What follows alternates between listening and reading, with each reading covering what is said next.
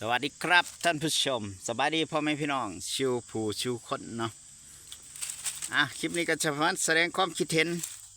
เกี่ยวกับประเด็นดราม่าเนาะเกี่ยวกับแรงงานลาวไปเฮ็ดงานอยู่ไทยไปแย่งอาชีพ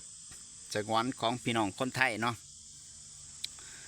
แล้วก็ได้เกิดประเด็นดราม่าเกี่ยวกับพี่เต้อาชีวะกลุ่มไทยไม่ทนเนาะก็ลงพื้นที่ไปตรวจก็ไปเจอคนลาวเฮาไปขายสมตำเนาะพี่เต้ก็ไปถามเกี่ยวกับการขายอย่างประมาณนี้มีขายเองบ่หรือว่ามีเฒ่าแก่หรือว่ามีคนไทยเป็นนอมินีอย่างสักอย่างนี่แหละกับได้พาดพิงถึงว่าบ่ยุ่งกับลาวนะถ้าปากดีก็พร้อมสิตบปากอย่างประมาณนี้ก็ได้เกิดเป็นประเด็นหน้ามาเนาะบ่าวพันธุ์ก็อยากแสดงความคิดเห็นแบบบ่าวพันธุ์เนาะเกี่ยวกับคนลาวเฮาไปเห็นงานอยู่เมืองไทยเนาะบางคนเพิ่นก็ไปหลายปีอาจจะเดียวเห็นสองทางเนาะหรือว่าเพิ่นบ่อยากเฮ็ดงานเหตุการณ์เพิ่นอยากไปไปขายของเพิ่นเองเด็กๆน้อยๆจริงๆมันผิดกฎหมายแล้วพี่น้องก่อนอื่นมาพ่อนก็ต้องบอกว่ามันผิดกฎหมายบ้านเมืองเพิ่นเฮาบ่จำเป็นหรือว่ามันบ่สมควรจะไปเฮ็ดหยังประมาณนี้แหละมันบ่สมควรจะไปเฮ็ดไปขายอยู่บ้านเมืองเพิ่นเพราะว่ามันผิดกฎหมายมันเป็นอาชีพสงวนของเพิ่นเนาะอันนี้เฮาก็บ่ได้เข้าข้างคนลาวเฮาเด้อก็คือเพิ่นเฮ็ดผิดก็ต้องแจ้งเจ้าหน้าที่ตำรวจบ้านเมืองไปดำเนินคดีผู้ใดเฮ็ดผิดว่าซั่นซะเกี่ยวกับพี่เตอาชีวะเนาะเป็นหยังพี่เตอาชีวะคือเลือกลงพื้นที่ไปตรวจเองเนาะทั้งที่คนลาวเฮานี่ก็ฮู้ดีเนาะว่าตำรวจไทยหรือว่ากฎหมายไทยก็ศักดิ์สิทธิ์เนาะตำรวจไทยนี่ก็ทำงานค่อนข้างจะไหวเนาะเป็นยังพี่เตอาชีวะนี่คือบ่เลือกที่จะแจ้งเจ้าหน้าที่ตำรวจหรือว่าใส่ซื้อในมือเพราะว่าพี่เตนี่ก็เป็นอินฟูเนาะก็มีซื้อสังคมออนไลน์ในมือนี่เป็นอาวุธอยู่แล้วเนาะเป็นยังเฮาบ่ใส่ตรงนี้กดดันเจ้าหน้าที่ตำรวจถ้าว่าเพิ่นเฮ็ดงานช้าว่าซั่นซะเป็นยังพี่เต้ต้องเลือกที่ลงพื้นที่เองแล้วก็ไปถ่ายคลิปโพสลงในโซเชียลเพื่อให้เขาเห็นพฤติกรรมที่มันแบบว่าพฤติกรรมที่มันออกมาในทางที่คล้ายๆว่าคมคูคุกคามอย่างประมาณนี้เฮ็ดให้สังคมเขามองจนมันเกิดเป็นประเด็นดราม่านั่นแหละถ้าเฮาใส่ซื้อโซเชียลนี่ให้มันเป็นประโยชน์นี่เฮาใส่ตัวนี้ไปกดดันเจ้าหน้าที่ตำรวจบ้านเมืองนี่บ่พันว่ามันจะถือจะต้องนะมันก็จะบ่เกิดความเสียหายกับตัวเขาเองแล้วก็บ่เกิดความเสียหายกับประเทศชาติเนาะเป็นยังคือว่าเกิดความเสียหายกับประเทศชาติเนาะหนึ่งการกระทำของพี่เต้นี่ก็คือพี่เต้นี่ก็จะต้องไปพื้นที่นี่ก็จะมีเรื่องมีราวกับกลุ่มคนต่างดาวเนาะส่วนมากก็จะเป็นกลุ่มคนต่างดาวต่างชาตินี่ประมาณนี้เป็นส่วนมากเนาะบัดนี้ถ้าเกิดมีคนภูเขาบ่หวังดีเขาไปโพสต์ลงในกลุ่มต่างๆของต่างประเทศนี่คนต่างประเทศเขานี่อาจจะมองว่าประเทศไทยนี่มีกลุ่มมาเฟียนี่ไปตะเวนคมคูเศร้าต่างชาตินู่นนี่นั่นเขาอาจจะเอาไปโพสต์ลงในโซเชียลอย่างต่างๆในสื่อสังคมออนไลน์อย่างประมาณนี้ต่างๆนั่นน่ะอาจจะจากที่พี่เต้ว่าหวังดีเฮ็ดเพื่อประเทศไทยเฮ็ดเพื่อประเทศชาติอย่างประมาณนี้อาจจะกลายเป็นดาบสองคมเนาะเป็นมีดสองคมนี่เฮ็ดให้ต่างชาตินี่เขามองว่าประเทศไทยนี่บ่น่ามาเที่ยวหรืออีหยังก็เป็นไปได้เพราะว่ามีกลุ่มแก่งของพี่เต้นี่เขาอาจจะมองว่าเป็นกลุ่มมาเฟียอย่างประมาณนี้ก็เป็นไปได้เขาย่านเขาก็อาจจะบ่มาอยากมาเที่ยวประเทศไทยก็เป็นไปได้เนาะวันนี้บ่าวพันธุ์จะแสดงความคิดเห็นในอีกอย่างเนาะเกี่ยวกับคนลาวเขานี่ไปขายของในประเทศไทยนี่บ่าวพันธุ์จะแสดงความคิดเห็นอีกแบบหนึ่งเนาะก็คือขายไส้กรอกตามที่บ่าวพันธุ์เห็นนี่ขายไส้กรอกปิ่งขายสมตำอีหยังพวกนี้แหละกับเด็กๆน้อยๆเป็นรถเข็นนะเป็นรถเข็นเป็นขายบักม่วงอีหยังประมาณนี้ขายผลไม้อีหยังประมาณนี้ตามที่ว่าพันเห็นมานี่ก็คือมันบ่พอสิได้เงินอีหยังมากมายดอกกับเพราะปันกันกับเหตุงานค่าแรงได้วันนั่นแหละ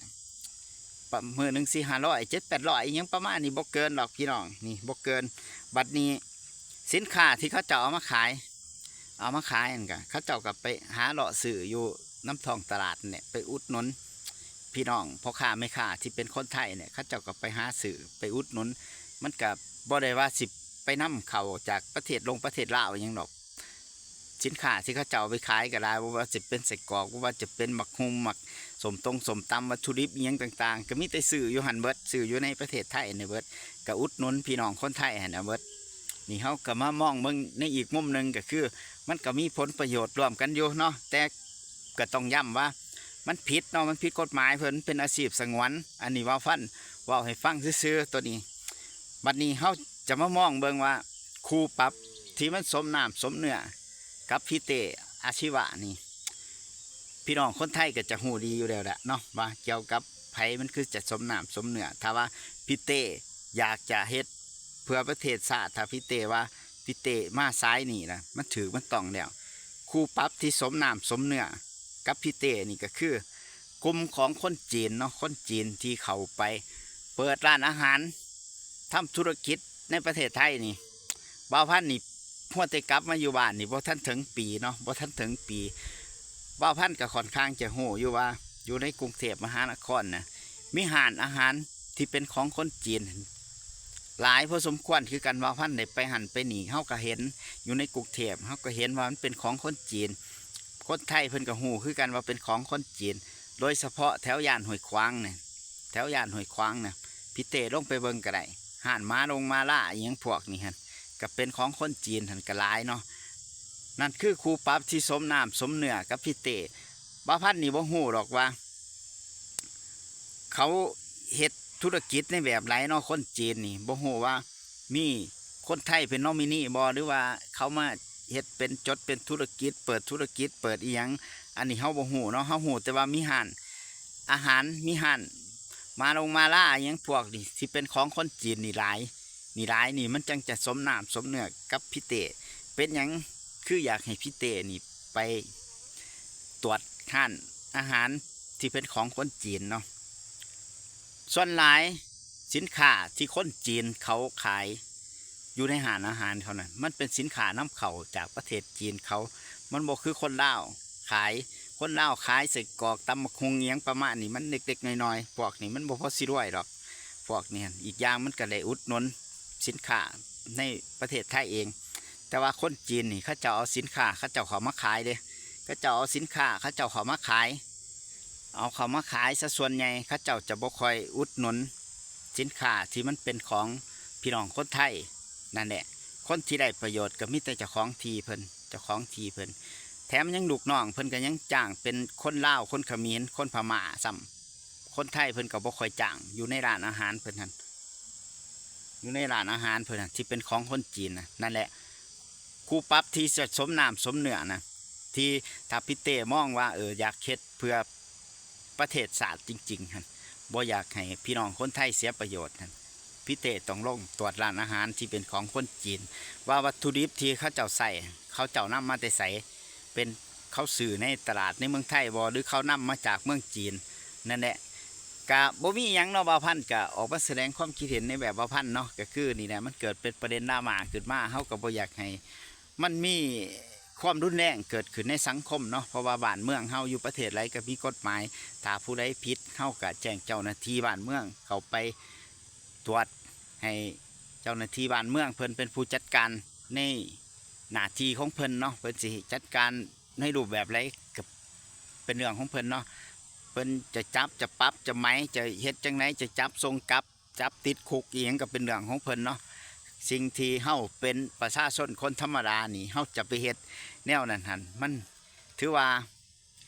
เขาเอิ่นภาษาชาวบ้านเขาเอิ่นอีหยังมันเป็นการใส่กำลังใส่ศาลเตี้ยเขาไปตัดสินณปัจจุบันนี่มันโมมีแล้วระบบแนวนั้นระบบศาลเตี้ยระบบเขาใส่ความรุนแรงไปตัดสินกันนะณปัจจุบันยิ่งไปโพสต์ลงในสื่อโซเชียลสังคมออนไลน์อย่างนั้นเฮานี่ผู้เฮาเฮ็ดนี่เฮาอาจจะคิดว่าเฮาเฮ็ดถือแต่คนส่วนใหญ่เขามองว่ามันผิดเพราะว่าบ้านเมืองมันมีกฎหมายหั่นนะ